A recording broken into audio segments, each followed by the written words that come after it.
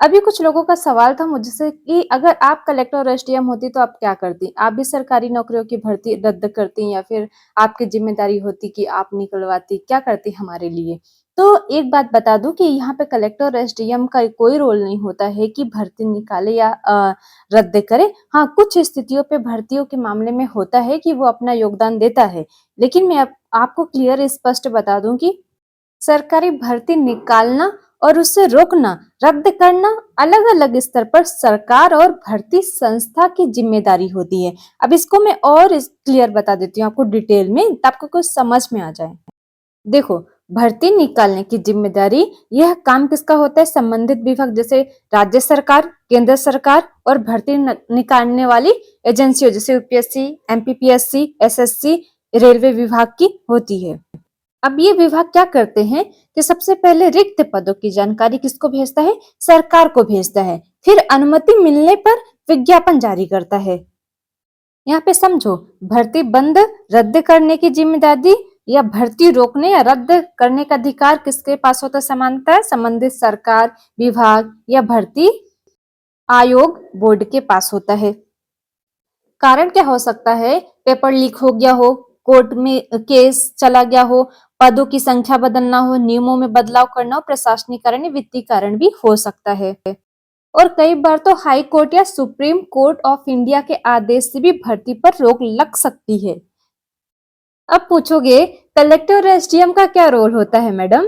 तो अब मैं आपको बता देती हूँ इसका यहाँ पे एसडीएम और कलेक्टर का क्या रोल, चाहे आप बनिए या फिर कोई भी अधिकारी हो आप में से, तो आपका क्या रोल रहेगा ये इस बात का ध्यान देना। अब सुनना, कलेक्टर का रोल होता है कि जिले का मुख्य प्रशासनिक अधिकारी होता है। पहली बात तो भर्ती में उसका काम क्या हो सकता है कि परीक्षा केंद्रों की व्यवस्था करवाना होगा, या तो कानून व्यवस्था बनाए रखना, परीक्षा में नकल रोकना या भर्ती प्रक्रिया की निगरानी करना, दस्तावेज सत्यापन या कुछ भर्तियों में स्थानीय स्तर पर रिक्त पदों की जानकारी ऊपर भेजना, या कुछ जिला स्तरीय संविदा जैसे अस्थायी भर्तियों जैसे कलेक्टर की अध्यक्षता में चयन समिति बनती है, इतना ध्यान देना। ठीक है। और यहाँ पे अब एसडीएम का रोल देख लो कि एसडीएम का क्या रोल रहता है। एसडीएम का रोल होता है कि तहसील स्तर पर प्रशासन संभालता है। भर्ती में इसका रोल मुख्य रूप से परीक्षा केंद्र निरीक्षण कर सकता है, मजिस्ट्रेट ड्यूटी, धारा 144 जैसी व्यवस्था, प्रमाण पत्र सत्यापन, स्थानीय रिपोर्ट देना जैसे काम कर सकता है। ये एसडीएम का रोल होता है। फिर अब और पूछोगे कि मुख्य निर्णय कौन लेता है? भर्ती निकालना, पद तय करना, भर्ती रोकना, याद रखना, तो मैं आपको बताती हूँ। तो यहाँ पे सरकार या उसकी विभाग या भर्ती आयोग बोर्ड के अधिकार में ही आता है कि वो भर्ती कब निकाल रहे हैं और रद्द कर रहे हैं। कलेक्टर या एसडीएम अकेले भर्ती शुरू या बंद नहीं कर सकती, ये ध्यान रखना। अब आपका सवाल ये भी हो सकता है, जब हम अपने सीएम और पीएम इतने अच्छे चुनते हैं तो ये भर्ती क्यों बंद करवाते हैं, या फिर इनके क्या रोल होते हैं, ये अच्छा काम क्यों नहीं करते, फिर ऐसी स्थिति क्या बन जाती है कि इनको ऐसा करना पड़ता है। तो हम यहाँ पे पीएम और सीएम के रोल भी को भी समझ लेते हैं ताकि आपको आसानी से समझ में आ सके। अब यहाँ समझना, सीएम और पीएम का सरकारी भर्ती में बड़ा पॉलिसी लेवल होता है कि वो खुद फॉर्म जारी या परीक्षा नहीं करवाते हैं। यहाँ समझो कि सीएम का रोल राज्य भर्ती स्तर की भर्तियों में नई भर्तियों को राजनीतिक प्रशासनिक मंजूरी दे सकते हैं, लेकिन विभागों को पद भरने के निर्देश दे सकते हैं और बेरोजगारी कम करने के लिए भर्ती अभियान घोषित कर सकते हैं। कैबिनेट से पदों की स्वीकृति दिला सकते हैं। इसके बाद भर्ती एजेंसी जैसे एमपीपीएससी या कर्मचारी चयन बोर्ड भर्ती प्रक्रिया चलाते हैं। ये सीएम का रोल हो गया। ठीक है। अब पीएम का भी रोल समझ लो थोड़ा सा, तो क्लियर समझ में आ जाएगा। पीएम का रोल होता है कि केंद्र सरकार की भर्तियों में राष्ट्रीय स्तर पर रोजगार नीति तय करते हैं, मंत्रालयों को खाली पद भरने के निर्देश दे सकते हैं, बड़े भर्ती अभियान घोषित कर सकते हैं, कैबिनेट से नई पोस्ट बनाने की मंजूरी दिलवा सकते हैं। ये पीएम का रोल हो गया। लेकिन परीक्षा और चयन का काम एजेंसियां करती हैं, जैसे UPSC, SSC, railway requirement board. भर्ती रोकने में भूमिका किसकी है?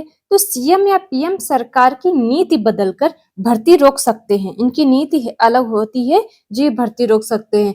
पद कम करना हो, ज्यादा कर सकते हैं या नई भर्ती घोषित कर सकते हैं, लेकिन कई बार कोर्ट, वित्त विभाग या प्रशासनिक कारणों से भी भर्ती रुक सकती है। लेकिन कई बार कोर्ट, वित्त विभाग या प्रशासनिक कारणों से भर्ती रुकती है, तो ये किसकी जिम्मेदारी है? ये सवाल सबके पास होगा, ठीक है? तो इसकी भी जिम्मेदारी समझ लो कि किसके पास है। भर्ती रुकने की जिम्मेदारी कारण के हिसाब से अलग-अलग संस्थाओं की होती है। अगर कोर्ट केस की वजह से भर्ती रुकी है, तो आदेश हाई कोर्ट या सुप्रीम कोर्ट ऑफ इंडिया का होता है। अगर पैसे, बजट की कमी हो, तो जिम्मेदार सरकार के वित्त विभाग की होती है। वही तय करता है कि नई भर्ती के लिए बजट उपलब्ध है या नहीं। अगर प्रशासनिक कारण हो, जैसे नियम बदलना, पद घटाना, आरक्षण विवाद, जांच आदि, तो संबंधित विभाग जैसे राज्य सरकार या भर्ती आयोग बोर्ड जिम्मेदार होते हैं। उदाहरण समझना, एमपी की भर्ती में राज्य सरकार, संबंधित विभाग कौन सा है? एमपीपीएससी या कर्मचारी चयन बोर्ड की भूमिका होती है। और केंद्र की भर्ती में केंद्र सरकार जैसे यूपीएससी, एसएससी आदि की भूमिका होती है। यानी भर्ती रोकना केवल एक व्यक्ति की जिम्मेदारी नहीं होती, कारण के अनुसार अलग संस्था जिम्मेदार होती है। अब बोलोगे कि विभाग कौन बनाता है, तो इसको भी समझ लो। तो सरकारी विभाग, डिपार्टमेंट मतलब सरकार बनाती है। राज्य में राज्य के विभाग स्टेट गवर्नमेंट द्वारा बनाए जाते हैं। अंतिम मंजूरी समानतः मुख्यमंत्री या मंत्री परिषद और राज्यपाल के नाम से दी जाती है। जैसे शिक्षा विभाग, गृह विभाग, स्वास्थ्य विभाग। केंद्र में केंद्र सरकार के विभाग मंत्रालय द्वारा बनाए जाते हैं। इसमें प्रधानमंत्री केंद्रीय मंत्रिमंडल की मुख्य भूमिका निभाते हैं, जैसे रेल मंत्रालय, रक्षा और वित्त मंत्रालय। अब बोलो विभाग क्यों बनाए जाते हैं? तो सरकार अलग अलग काम संभालने के लिए विभाग बनाती है, ताकि प्रशासन ठीक चले, योजनाएं लागू हों, भर्ती और कर्मचारियों का काम अच्छे से हो सके। उम्मीद है कि सारी बातें आपको समझ में आ गई होंगी। तो आप चैनल को सब्सक्राइब कर लीजिए और सभी को शेयर कर दीजिए, ठीक है? क्योंकि आप भी वोट डालते हैं, जनता द्वारा ही आपकी राज्य सरकार बनती है। राज्य सरकार, केंद्र सरकार से ही आपका शासन चलता है। और सरकार बनती है तो सरकार को दोषी मत दीजिए, कोई भी सरकार हो आती जाती रहेगी, ठीक है? काम अच्छा होना चाहिए बस।